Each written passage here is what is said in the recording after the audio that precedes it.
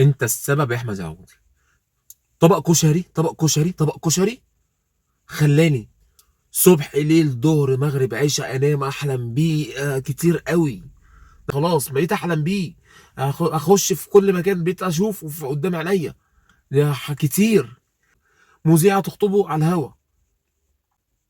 فيلم. دويتو مع فنانين. ولقاءات وحوارات ايه يا عم ده؟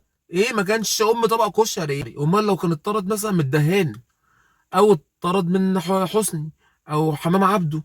ان الناس اللي يعني الناس اللي هي الاكله الغاليه التقيله الجامده في ايه يا جدع؟ بجد كده كتير والله العظيم، وفعلا الناس بتزيد قوي في الموضوع، فيا ريت بقى نهدي، نطلع ناس جديده.